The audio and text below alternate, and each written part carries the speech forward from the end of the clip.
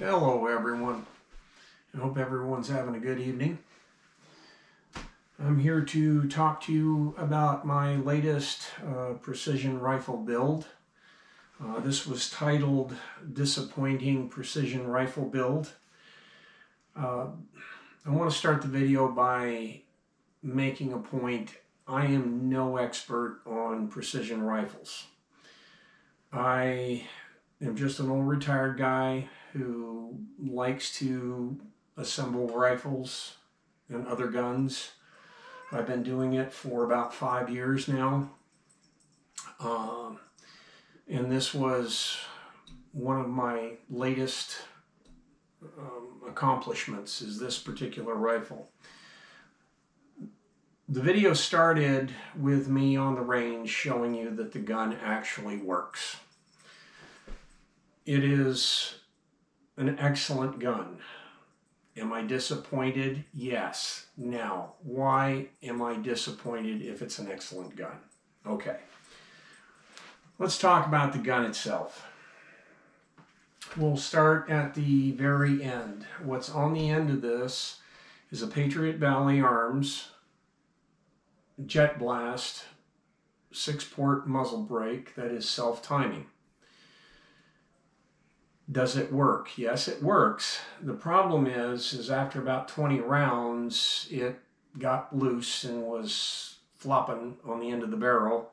I did not notice it immediately, but having a muzzle brake that's not aligned correctly has great impact on how your rounds are going to impact at 100 yards, or at any distance for that matter.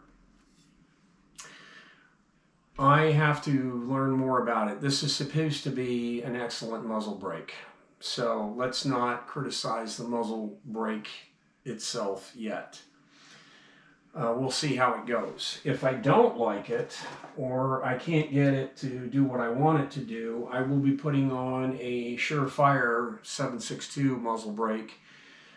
These work well for me. I have them on 4 or 5 other guns. This also allows me to put my Surefire SOCOM can on this gun if I want to. I don't think I really want to run the suppressor on this gun because its purpose is long range. Coming back down, I have a Proof Research pre-fit barrel for the Zermatt action. Zermatt is Z-E-R-M-A-T-T. And this whole gun is built around this action. I am a huge fan of these Zermatt actions. This is the second gun I've built on it. I don't have my go no-go gauges. If I did, I'd show you exactly how well mated this is to this receiver. One of the things that's really nice is without much effort, I could rebarrel this action. I can put, just by popping out a pin that's right here, I can remove the bolt head and put in a bolt head for a 223 and be off to the races again. No issues at all. I have actually thought about doing that. 223 ammo is a little cheaper than 6.5 Creedmoor, but right now 6.5 Creedmoor is less expensive than 308. I've just found that out. But this is a wonderful action. I don't know how many of these barrels I have. Proof Research makes, in my opinion, the best carbon fiber wrapped stainless steel barrel you can get. This is a 24-inch. It is a 1 1/8 twist. And I just can't say enough about it. The gun was built around the idea of, I didn't want it terribly heavy. I want to learn to be a precision shooter, and the possibility of putting weights on this chassis are definitely there at some later time, which makes the weapon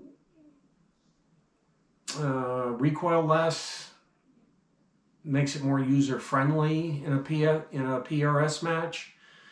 So at some point I might put weights on it. It depends on whether or not I can ever get to a range. Right now I have not shot anything over 100 yards.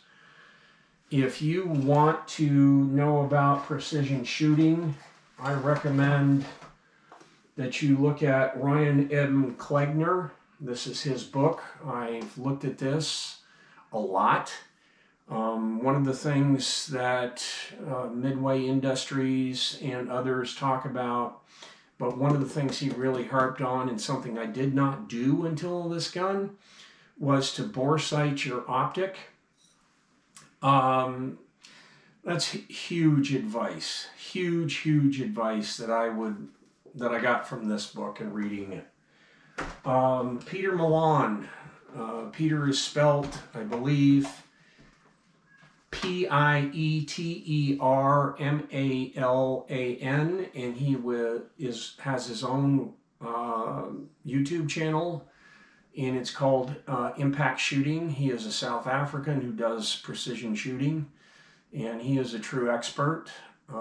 The National Rifle League and the National Shooting Sports Foundation. Those are places that I would go to get information reference to what to put into a precision rifle, what makes for, good equipment to carry, those kind of things. I am just a YouTube expert, and you know how much value we have. But anyway, to continue down the gun, I've talked about the Zermatt action in the barrel. It is on an MTD, Modular Driven Technologies, Light Sniper System XL chassis. I have the rifle fixed stock, skeletonized stock on this. It is the long version. I am at some point going to buy the short version. And if I can find what I did with it. I'm going to buy the a shorter stock so that I can put in this little device. This works with this stock. It's just that when it's in there, the stock's too long. It doesn't fit me correctly. The stock is really nice because of the fact that this cheek piece, 6 ways from Sunday, you can go left, you can go to the left, to the right, to the left. You can go front and back with it. It's very, very adjustable. You can turn it sideways if, a little bit if that's what you want to do. The butt stock on this is adjustable up, down, right or left, in and out. You couldn't ask more from this. It's a very adjustable stock, and I can't say enough about MDT products.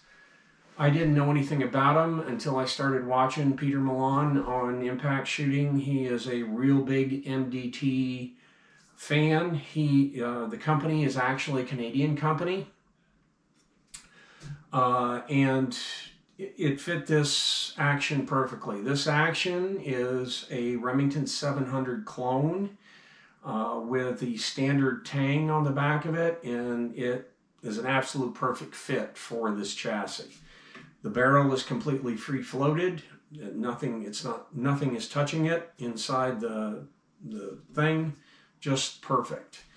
The trigger I have in it is, and this was a recommendation from Zermatt Arms. The trigger in here is a TriggerTech trigger. This is the first trigger I've ever had from TriggerTech. And this is my disappointing build part number 2. Again, is there anything wrong with the trigger? No. There is something wrong with the user. I haven't trained with it. I have not researched it enough to get it adjusted exactly the way I want it. And the big thing is just to practice with it, because I am used to, in all my other guns, except for a new 308 I just got done building, which will be a separate video. I have all my other triggers are Geissele's. All my other triggers are two-stage triggers. They range from just under 3 pounds to 1.5 pounds, depending on which gun it's in. This trigger right now is a single stage, and I mean, people probably looking at me going, "You're insane, fool." Okay, I'm insane. This trigger right now, average of 5 pulls, is coming out at 2.12.6, 2 pounds, 12 ounces, 12.6 ounces, which is, it's comfortable for me. I mean, I probably will bring it down under 2 at some point, but for right now, just to get used to the trigger, I don't think I'm going to bring it down any more. Now, the optic that's physically on top of this is a Leupold Mark V HD, and the reticle in it is an M5C3 front focal plane TMR. TMR stands for Tactical Milling Reticle. It has no numbers. It has nothing on it but the tick marks, and if I can, I'll get a picture and show you that. That's taken me some to get used to. All my other scopes are in MOA, but every book I've read, every video I've seen has said that if you're going to do competition, precision rifle matches, or anything of the kind, you need to do MRAD or mil-radiant optics. So that's why I've got that, but I have a lot to learn. This one is a 5-25. It's a Leupold, like I said, Leupold Mark V HD. The glass clarity is utterly amazing. It is an incredible piece of glass. It has Leupold's, 100% no-fault warranty on it. And because I'm retired military and retired military law enforcement, both, I am fortunate that I qualify for their VIP program. So I'm able to buy these directly from Leupold at a significantly reduced price over what, I won't say MSRP, over what you could get it for at Optics Planet or Midway or any of those kind of companies, Midway USA.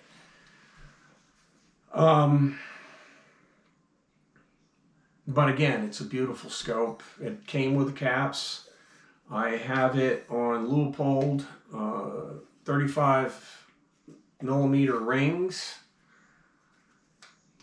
and they're torqued down to tech specs. I am running on, which you can't see on this, right here I am running a Vortex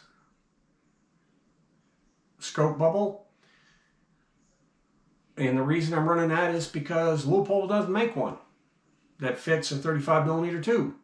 So, and I really like having a bubble level on my scopes. I think they're important to getting, good hits on target. I don't care if you're shooting at 50 or 200 yards or 1,000 out. I really do think that it helps, keeping the gun, keeping the barrel directly underneath the scope is a big deal if you want to hit anything, and that is coming from experience.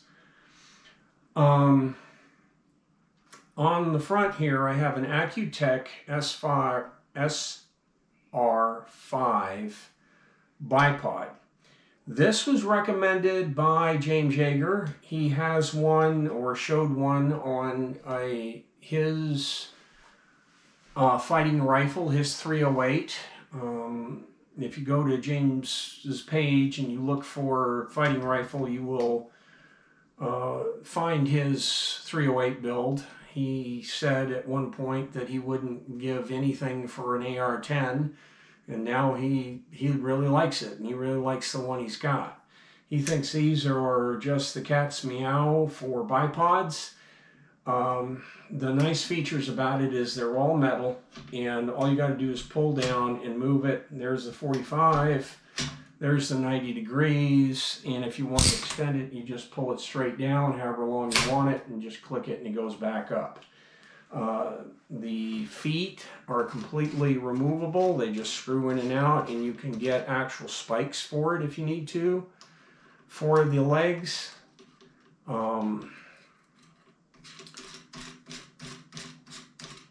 which is really nice. I have a little different configuration than what others might. As you can tell, I'm running an Arca rail on this. That's what the tripod is sitting on. And what I did was I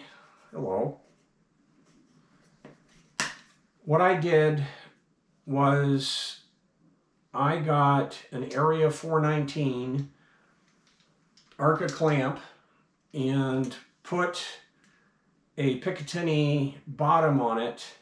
And when I bought the Accutac bipod, I bought it for Picatinny. Why did I do that? Because it gives me far more flexibility. It gives me far more flexibility on the guns that I can run it on. All I have to do to take it off of the Area 419 is that's it. Now it's perfectly set for, being stuck on, any of my Picatinny rail adapters that I have. I put this back in like so. I clamp it down. I don't know if I can or not, because I don't know if I'm strong enough, and obviously I'm not, but, it's because it's shimmed up. I don't know. There we go. Okay. And I'm right back in business on an Arca rail. So that's the reason I went the way I went with this. The tripod that this beast is sitting on is a Vortex Radian with a leveling head in it, and it is sincerely the most awesome tripod I own.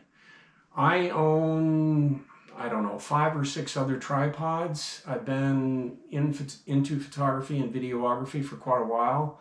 In fact, at one point I was a certified forensic photographer for the Army. That's another story. But, so I've known tripods a long time. This one's carbon fiber. It's not cheap, but it is stable. You can lay it almost flat out on itself. It is just an absolutely awesome. And the adjustments for when you're using the level head are right there. They're right in the middle. You get it on target, you crank it down, you're good to go. It's just that awesome of a tripod. I can't say enough about it. I have on it a cold tack leggings, for the lack of a better way of putting it. With my little thing here that allows me to, put stuff like my phone in there if I need to. I got a wind flag attached to it. And that's pretty much the system. I hope you enjoyed the video. If you have any comments reference to it, please feel free to leave them in the comment section. I'll answer as best I can. Again, I am not an expert. I'm just somebody that loves to build guns. As a child, I used to build model cars all the time. Now that I'm an old retired guy, I build guns. And I personally can't see, with few exceptions, maybe a lever gun, maybe a single action, I can't see buying a gun whole, because there are just too many options for things like triggers and actions and barrels and stocks and optics, the whole 9 yards. Okay, with that, I'll sign off, and I hope everybody has a great evening.